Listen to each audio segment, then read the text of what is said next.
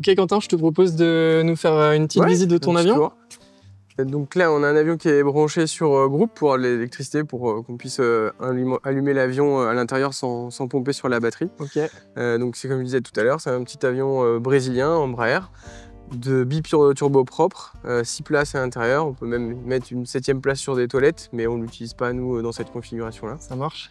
5 tonnes 7 la masse max, et on a à peu près 4-5 heures d'autonomie quoi en gros. Ok, très bien. Si tu devais faire une petite visite pré-vol, là tu commences par... Alors on commence par derrière. On commence par derrière, ok. Bon après toujours comme sur tous les avions aéronefs, je pense qu'on regarde l'état général d'extérieur, s'il n'y a rien qui nous choque, un gros pet ou quoi, parce que des fois on s'attarde sur des petits détails, mais en fait il y a un trou dans la carlingue, non, okay. c'est jamais arrivé, mais bon on regarde les volets, la porte, les volets, les pneus, s'il n'y a pas de coulure sur le train. Ok. Ici, que le bouchon du réservoir soit bien fermé. Ça marche. Ensuite, là, ici, les vis sur les volets, enfin sur les ailerons, qui soient bien mises. Réservoir dans les ailes.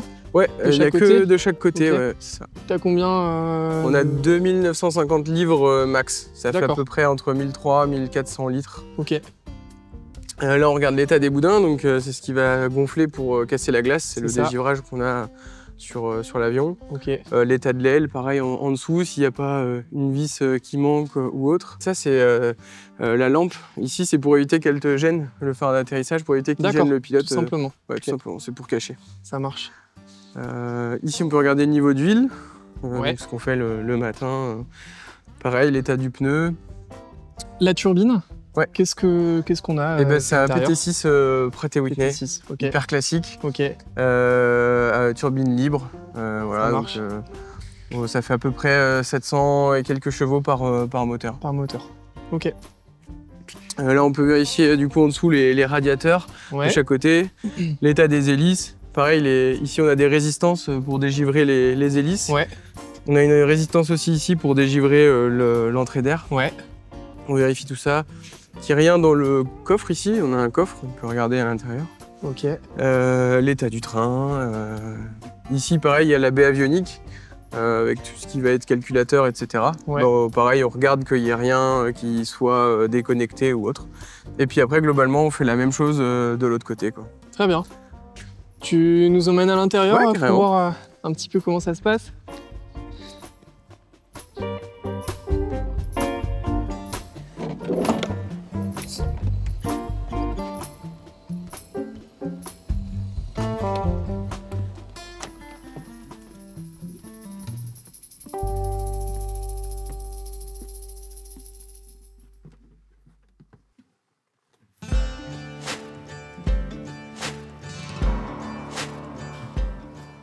Je mets en place gauche. Yes. Ok. Hop. Yes. On est bien là.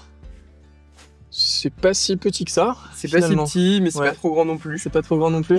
Parce qu'au bout de quelques heures de vol, franchement, tu commences à avoir un peu mal au dos. On peut D'accord. reculer un peu le siège, mais c'est quand même assez étroit, quoi. Ok, ok. Au bout de quelques heures. Ok, bah on peut peut-être commencer par un petit amphicabine. Ouais. Bah on peut même démarrer l'avion si tu veux. Ok, super. Alors explique-moi. Tu peux commencer par pousser le breaker qui est sur ta gauche. Ok. Voilà. Ensuite, en allumant la batterie, tu peux tirer sur l'horizon secours ici. D'accord, alors la batterie, elle est là. External power pour External power, je la tire comme ça. Là, tu le tires pour régler. Ouais, ok. Ensuite, là, il y a les alarmes qui se démarrent, forcément. D'accord. Donc tu les enlèves. On les enlève. On met les deux convertisseurs. Ok. Clac. Clac. Voilà. Après, on peut dire que l'avion est sous tension, donc tu peux allumer les naves. Feu de nav ici. Ok, feu de nav. Voilà. Et là, globalement, on a allumé le principal. Après, il faut allumer le reste. Ça marche. Donc, on peut allumer l'HRS qui est sur tout à gauche, à côté du yoke. Là, alors, là où tu avais ta main. C'était là, hein? Ouais, ici. Là. Ah oui. Tu tires et tu montes vers le haut. Master. Voilà. Ok, c'est là. Les deux écrans ici, enfin les trois même. Ok. Celui-là aussi. Hop. Pareil, Hop, tu je tires tire et tu montes. et je monte. Voilà. Ok, je tire, je monte. là on est déjà pas mal, donc ça va s'allumer. Ici on a le GPS, bon on n'aura pas grand chose dans le hangar mais on peut l'allumer. C'est quoi comme GPS que tu as? C'est un GNS 430, d'accord. Un truc standard, simple d'utilisation. Toutes les procédures dedans. Toutes les procédures dedans, etc. Et après là c'est le reste, donc tout ce qui va être ADF, TACAN, DME, et là on a la fréquence militaire. Ça marche. Et donc le GPS est rebalancé sur celui-là. Hein. Ouais, ici en fait là le temps que ça s'allume, alors là c'est, il y a plusieurs modes, voilà là il va se mettre sur le bon mode, voilà. Et là du coup bah t'as l'encart GPS ici. Ok. Donc là avec les paramètres moteurs et le GPS. Ça marche. Voilà, donc là on a allumé une bonne partie, là on a une deuxième, en fait on a même 4 radios dans l'avion finalement. Ok. Donc la principale c'est celle qui est couplée au GPS. Ensuite on a une seconde ici. Ouais. Une troisième ici pour la radio militaire. Et ensuite là on a encore une radio avec une fréquence étendue. Et 833. Ok. Voilà. Du coup pour le petit amphicab, on peut partir d'ici. Ça marche. Là on a les trims. Ouais. Donc standard, comme dans les gros avions, hein, on va dire. D'accord, donc là tu as le trim là, c'est le en roulis, le lacet et le tangage qui est là. Ici. Ok. Ici on a la pressurisation, on va venir gérer la pressurisation, le pilote automatique. Ok. Ici, du coup, les gaz. Ouais. La commande pour les hélices. Ouais. Pas de l'hélice. Et ici, les manettes carburant. Ok, ça marche. Ensuite, là, donc on a le boîtier avec les breakers électriques. Voilà, là tu as le steering, donc la roue qui permet de diriger la roulette de nez. C'est avec ça que tu roules au sol. Au sol, exactement.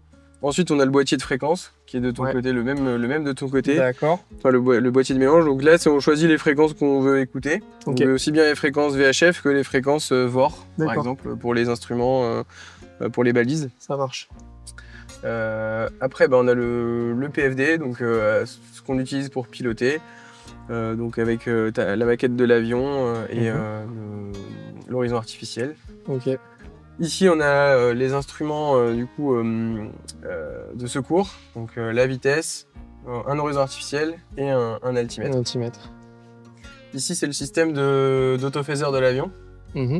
En cas de panne en fait, il y a un moteur qui va se mettre en drapeau. En drapeau. Voilà. Pour éviter qu'on perde trop qu'on ait trop de traînées. Ok. Ici, ça va être tout ce qui va être feu moteur, avec les extincteurs et les voyants associés. Très bien. Donc là, j'en ai déjà parlé, mais les paramètres moteurs, une cartographie avec le GPS, le radar météo, le transpondeur. Ici, ça va être la gestion du carburant, avec les pompes, le débit et ce qui nous reste dans les réservoirs. D'accord. Le GPS, donc là, comme on est dans le hangar, forcément, il ne trouve pas de satellite, donc on n'aura pas le GPS. Une radio, donc comme j'ai dit, et un boîtier radio com aussi. Une autre radio, le tableau d'alarme, donc là on a toutes nos alarmes qui sont ici. Et après, au-dessus, on va avoir ici tout ce qui va être climatisation de l'avion, et du coup lié à la pressurisation. Ici tout ce qui va être système de dégivrage, donc le dégivrage des ailes, etc.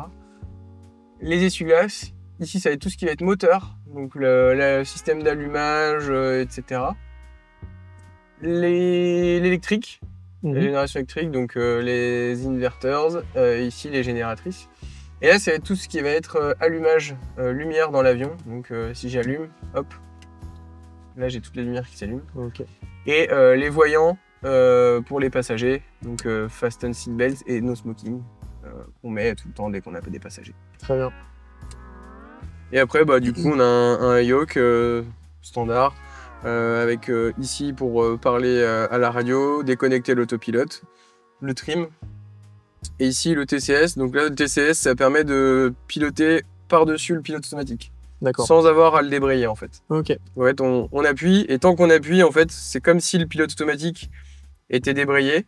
Et dès qu'on le remet, en fait, il se réenclenche Enfin, du coup, on le débraye pas, mais ça permet d'être en transparence quoi, par rapport au pilote automatique. Vous volez principalement en pilote automatique? De toute façon, ça va dépendre des missions. En IFR, principalement au pilote automatique. On fait les départs et les arrivées à la main. Après, en vol, on est souvent au pilote automatique, la plupart du temps. Par contre, quand on fait des navigations basse altitude, des entraînements de ce type-là, là, on va être à la main. Même les tours de piste, on va tout faire à la main. Super. Et donc derrière, on a, tu me disais, 6 places. 6 places avec des sièges assez confortables. Et les toilettes, donc la 7e place. On remet rarement quelqu'un dessus, quoi. Ça vous remplissez en général les 6 places sur les missions? On se limite à 5 parce que 6 du coup ça fait une grosse masse et en fait on arrive sur les limites de l'avion. Ok, ça marche. Très bien, merci beaucoup. Quentin, pour le petit amphicabine, je pense que c'est bon. Ouais, très bien.